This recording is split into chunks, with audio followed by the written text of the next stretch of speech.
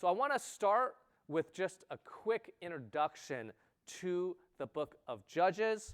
The timeline is kind of like this, right? We are now after the death of Joshua, right? But this is before the monarchy, so before King Saul, King David, we're kind of like in between time.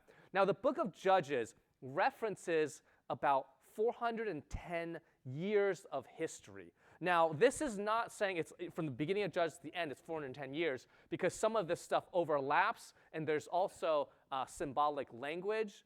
And so sometimes there's language in it that says, hey, there's this many years, but a lot of scholars think they mean not literal years, but it is a specific time frame. And so the total number of years we don't know, but the point is that this covers hundreds of years. Okay, and that's important to know because, we were going through a lot of stuff with like Moses and in Joshua, and those were a lot shorter. Like we spent a lot of time in like 1 year of Moses where they were at Mount Sinai. But here in this one book that we'll do in a few sessions, it's going to cover hundreds of years. Okay, here's some background dates. These are generally agreed upon dates. There's we're not exactly sure if these are the perfect dates, but this is generally agreed upon.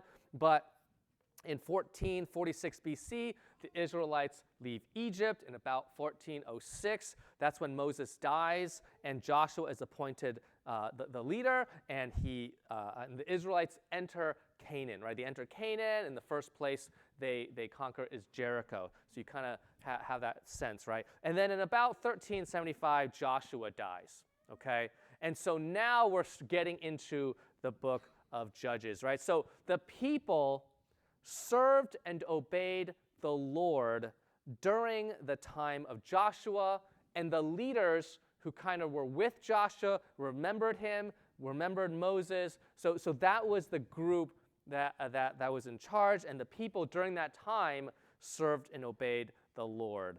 Okay, but again, when time passes, people forget, things change. And so in Judges chapter 2, verse 7, it says, the people served the Lord throughout the lifetime of Joshua and of the elders who outlived him and who had seen all the great things the Lord had done for Israel. And so the general theme of the book of Joshua, the general theme of the book of Judges is repeated cycles. Okay, so what we see is repeated cycles of the Israelites disobey God. God uses or allows foreign powers to oppress the Israelites. The Israelites cry out to God because of the oppression, and then God sends them a judge to deliver them. And then let's repeat, right? And then things are good. The Israelites then go and disobey the Lord, and then just keeps repeating over and over and over. And so as we read the book of Judges and we think of that word judge, here it's not the way we use it today, where it's more like a judicial judge, where you're in a court like Judge Judy. No, this is more of a military leader. So if you are, into action movies that are not great but kind of fun, Judge Dredd, right? That's more what we're talking about. I'm glad none of you guys know what I'm talking about because you're into better media than that. Okay, but a judge here is not like law. It's about military might. It's a military leader. Okay. So that's kind of like the rough overview and the theme of this repeated cycle of, hey, things are going great. Okay, now we disobey the Lord. Things go bad. We cry out, God, save us. And God says, okay, send you a judge. And they're like, yay, hooray, there's peace. Now let's disobey the Lord again. And let's just repeat this cycle over and over. That is Judges in a nutshell. Okay, so we are in chapters 1 to 3 today, and so we're going to kind of go over quickly what these 3 chapters are about, and then we'll kind of stop and say, okay, what does this mean for us today? But more specifically, what does all of Judges mean for us? And then in later sessions, we're going to specifically go into like specific judges and what we can learn from there. Okay, so in chapter 1 is about how Israel continues to fight the Canaanites, okay? And so what happens in chapter 1 is that we see that, Joshua dies, but the land is not fully taken yet, Okay, so they started, they entered Jericho. They got Jericho, hooray! They get different cities, and they're kind of set up. There's kind of peace in the area, but they're not done. And Joshua is telling them, hey, my time is over, but continue to take the promised land that God gave you. Continue to drive out, the people who are there, because if you don't, they're going to cause a lot of problems for you. They're going to cause you to compromise and all that kind of stuff. Okay, and so they continue to do that. God gives them victory, but they do not drive out the Canaanites from the land. Right? So they may defeat them, but they don't drive them out from the land as God commanded. And the question is, why? Why is that? And I think there's a couple of reasons. I think the first one is just laziness. It's very difficult to drive out an entire group. It's much easier just to defeat them in battle and say, okay, we're in charge now. But to actually kind of drive them out, that's very difficult. I get it, right? So laziness is going to be just part of it. Another part is just simply the appeal of Canaanite religion. Right? They come in here and God is saying, hey, this Canaanite religion, the worship of Baal, not a good one. Don't do it. They're like, okay.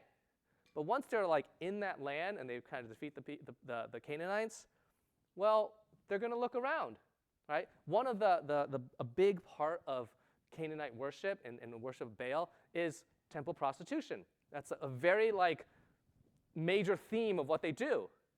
And you can understand that some of the people come in and they're like, oh, so what do you guys do? And they're like, oh, that's what you guys do. Oh, okay, do we do that? No, we don't do that. And there's going to be some people who are saying, I kind of like what they do. Right? And so do we have to drive them out? It's like, well, maybe not. And then you see compromises. Right? Hey, maybe we are in charge and we're going to serve the Lord, but we're just going to keep them here and observe, okay? And so you see compromise in the land. And then you also, another reason why they wouldn't drive them out is just simply oppression. They've been oppressed, but they also like to oppress others. Right? A lot of times you would think that those who have been oppressed are the ones who are most likely to say, no, we need to have justice and fairness and equality for all. But oftentimes, people groups have been oppressed when they're in power are like, it's our turn now, right? And so they subjugate a lot of the people, a lot of the Canaanites, to forced labor, right? That's partly laziness too, right? It's like, hey, now we have these people that we can rule over and dominate, and they will be our subject. They will do the work. Okay, so they don't drive out the people. It's going to be laziness. There's going to be the appeal of the Canaanite religion, and then there's the desire for oppression, right? Now, if you look at that, and you're like, wait a minute, this is us. A lot of times we read the Bible, we're always reading it like, oh yeah, those people are terrible. But no, those people are us. We are the Israelites, right? So God calls us to do stuff and live a certain way, and we just simply disobey, right? If you look at this, the reason why they didn't drive out the Canaanites, think about it. It's laziness. It's appeal of sin, right? Sin is very appealing, and they're like, I kind of like that. And then there is the desire to control and dominate others. Oh, that's humanity in a nutshell right there. Right? And so what we see here, what the Israelites do, is pretty much what humanity does. This is what we do in our lives. We just have different opportunities than they. Right? But the heart is still the same. So that's really important as we read this. We don't want to read this like, oh wow, look at those horrible things they do. No, we got to read it as, no, this is us. Like that's what we are like. Okay? And so chapter 1 sets up this first part of this repeating process, that Israel disobeys the Lord. And this is still, keep in mind, this is still the generation that either has seen or been with Moses and Joshua. So they've kind of gone through and seen all the miracles God has done, and they're already starting to disobey, right? Yeah, they are continuing the fight and continuing to take the promised land that God has given them, but they're already starting to compromise and disobey. And so we're seeing it now. And then we get to chapter 2. Chapter 2 is about the next generation. So now, we are now, again, book of Judges goes over hundreds of years. We are now in a part where the people who are in charge don't remember Joshua. It was, oh yeah, we used to have this guy, Joshua, like grandfather's age, now we're past that. Now we start to see things unravel. And then in chapter 2, verse 8 to 15, we start to see that the next generation didn't just not drive out the Canaanites and not remove, all the Canaanites and the worship of Baal. They start to do it themselves, right? So now you're starting to see a generation of people who, hey, they still worship the Lord. They just also worship Baal. It's kind of starting to mix in. And then in verse 16 and 19, we start seeing this cycle of obedience and victory, right? When they are walking with the Lord and obeying, they're seeing victory, and they're starting to see, when there's disobedience, they start to see defeat and oppression. And with each generation, it kind of gets worse and worse. It starts to spiral downward. And we see this in chapter 2, verse 18 to 19. It says, "Whenever the Lord raised up a judge for them, he was with the judge and saved them out of the hands of their enemies as long as the judge lived.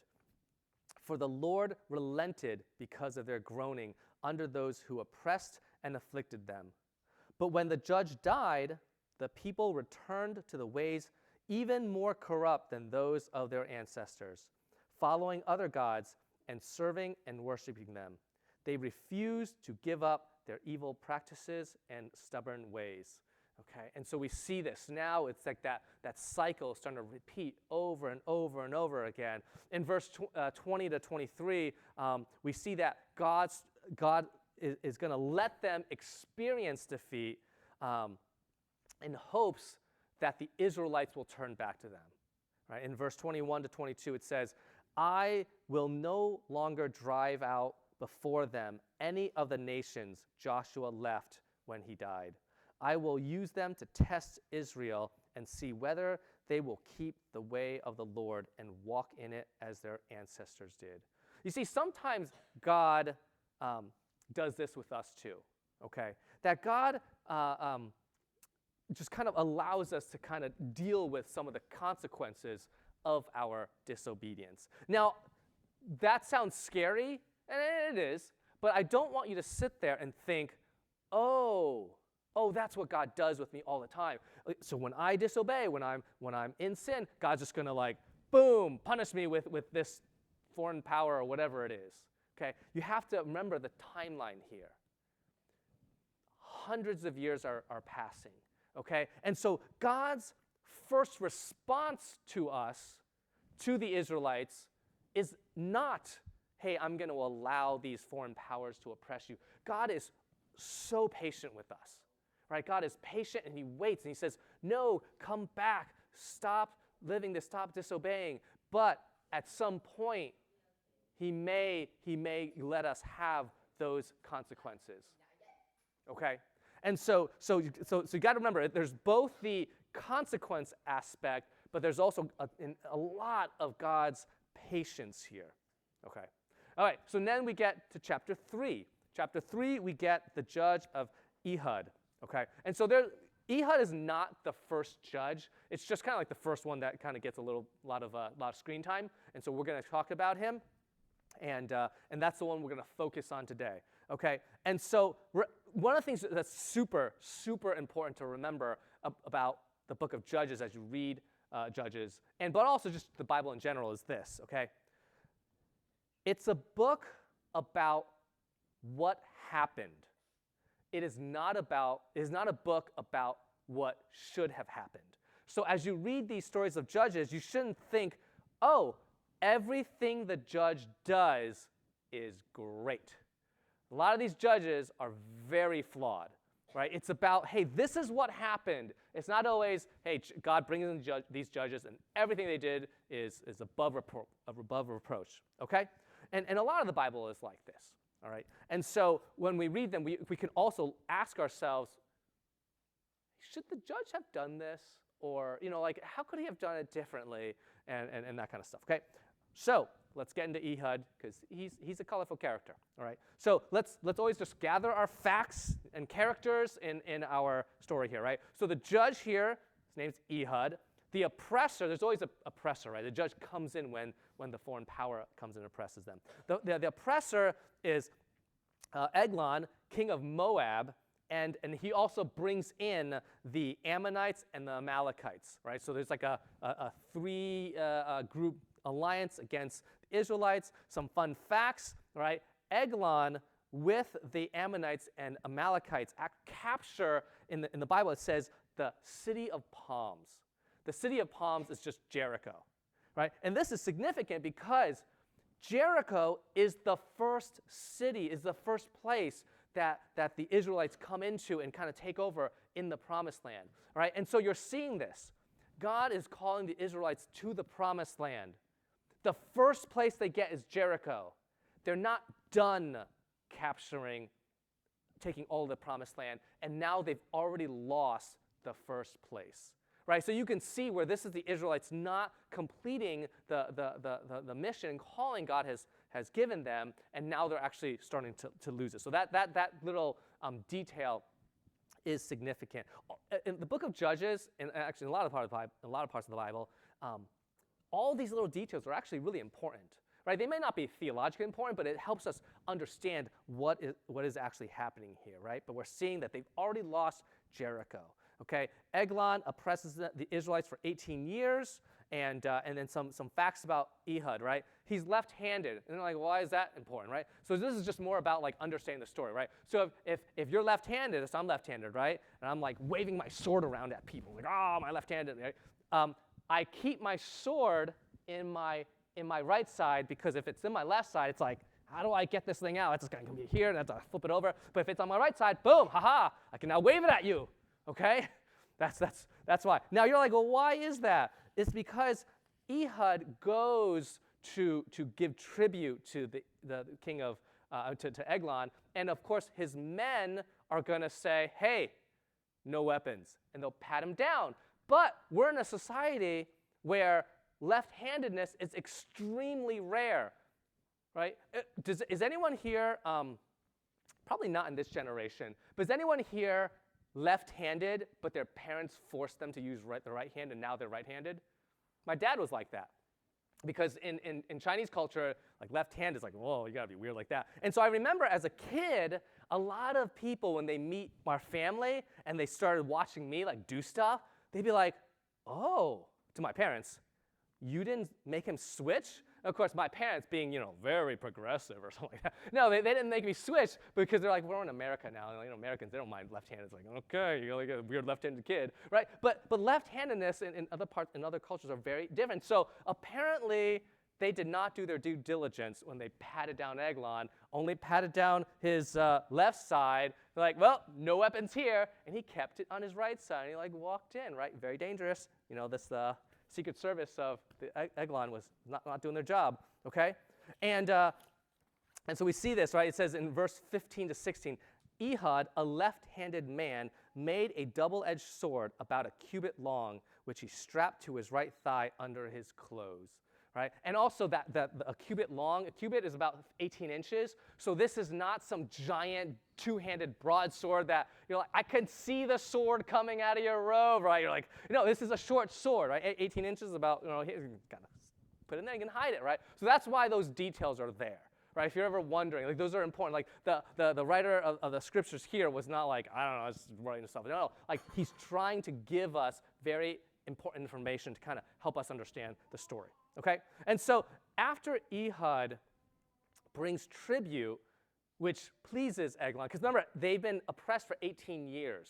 Okay, that was another detail that's important. Right, so after 18 years of oppression, Eglon is probably thinking, yeah, these Israelites are just going to keep giving me this tribute. They're not going to fuss about it, because I'm such a great guy. And so when the tribute comes, he's like, yay, hooray. And so he's not thinking that Ehud has a devious plan.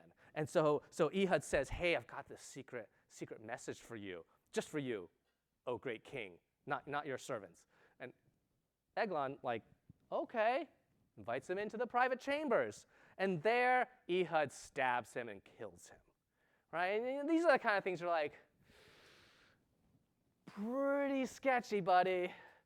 Is that really how we should do things? I don't know, right? So these are the kind of things where as you read the book of Judges, we can say, hey, we're not saying this is a great way to deal with your problems with stabby, stabs, right? But it is perhaps what Ehud, out of his heart, decided to do. It worked, right? But this is what I'm saying. God is not saying this is the right thing. The Bible is saying this is what happened, right? And God works within this, okay? And so he stabs him, and this is where it gets really gross, but apparently it's true. Doctors, help me out here. Well, apparently, when you die, it is very common to poop yourself.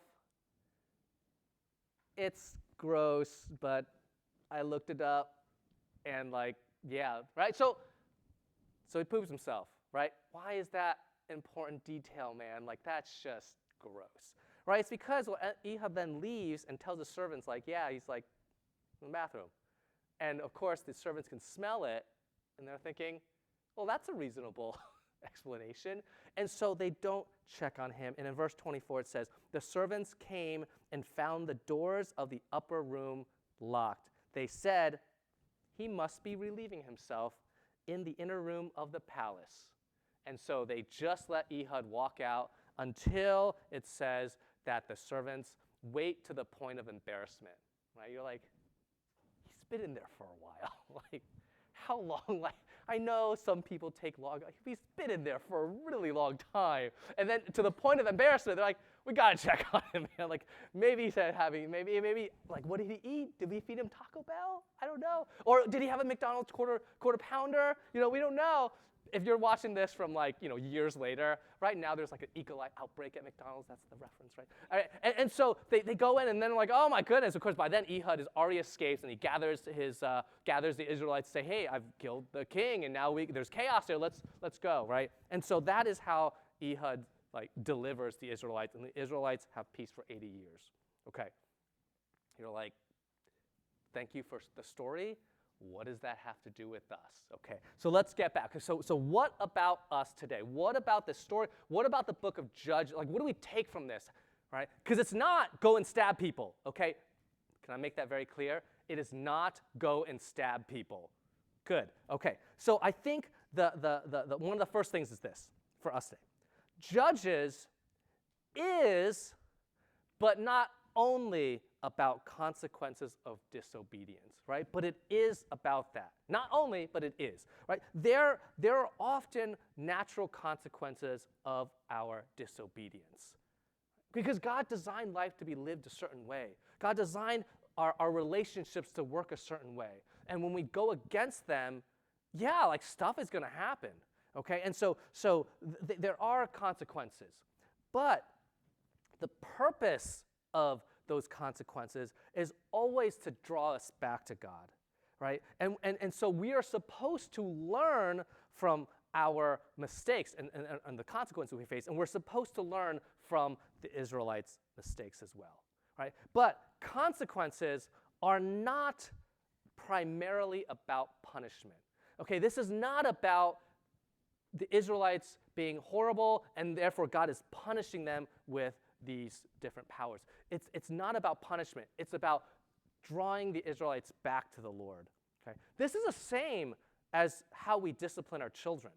Right? Parents do not discipline children because they're just oh, I love punishing. What can we do? And then I'm just going to wait till they disobey. I've got this whole Excel sheet of all the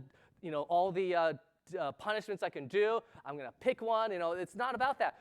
Parents discipline their children because we're seeing behavior that is not going to be helpful for their long-term development. And they're saying, hey, we got to fix this somehow. And we've talked to them. We asked them multiple times. But there's a point.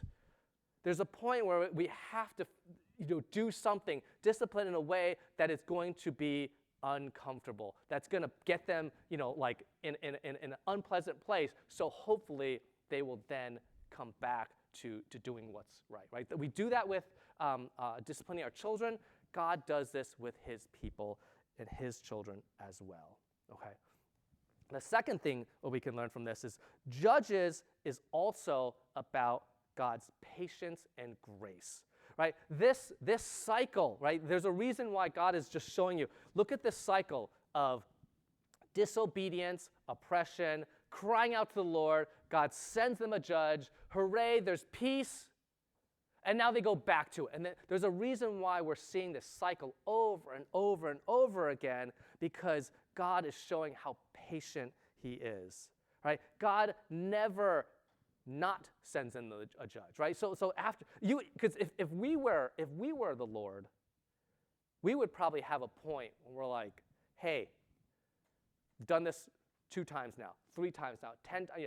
You've done this for 200 years now. Enough is enough. I'm not doing this anymore, right? There will always, for us who are not the Lord, who do not have infinite patience and grace, there will come a time when we say no more. And yet God here, over and over and over, continues to send them a judge to save them, because God's patience and grace for us never runs out. And then the final thing that we really can take away from this for us today is that God is the ultimate judge and deliverer. The ultimate enemy in your life is not some foreign power that's going to oppress you. The ultimate enemy in your life is your sin. It's my sin. It's our sin. That is the real enemy we are facing. It is not the foreign powers that oppress us. The ultimate deliverer is not going to be a human judge. These human judges that we see in the book of Judges are imperfect. Some of them are just flat out bad. They get the job done, but they are not great, right? The ultimate judge is Jesus, right? And so all of this is pointing to Jesus, right? Like the way God is kind of doing this is saying, hey, look what happens when you depend on human saviors and judges. Yes, they can get the job done. They are not perfect. Some of them are horrible, but they will get the job done. But do not depend on them, because there is an ultimate Savior, and that is himself, Jesus. Right? And God already, it's funny, right? God, from the very beginning of time, already knew what he was going to do. He already knew how we are going to be. And he says, okay, this is how my people, this is how my creation, who I love, are going to behave and act. And the only way to save them is through Jesus Christ. But if I just say that right now, they probably won't believe it. So what I'm going to do is I'm going to show them that this is the only way. And so you have these cycles. God's like, you see, not working well, not working well. And it's all pointing to Jesus. And so as we think about kind of our lives and how we deal with our sin, and as we look at our world and how, collectively, what do we do about a world that is so sinful, right? Let's not put our hope in our own strength to kind of do better, or let's not put our hope in humanity that we would get our act together and do better. Let's remember our hope is in Jesus and Jesus alone, because his patience and grace never ceases. All right, let's pray.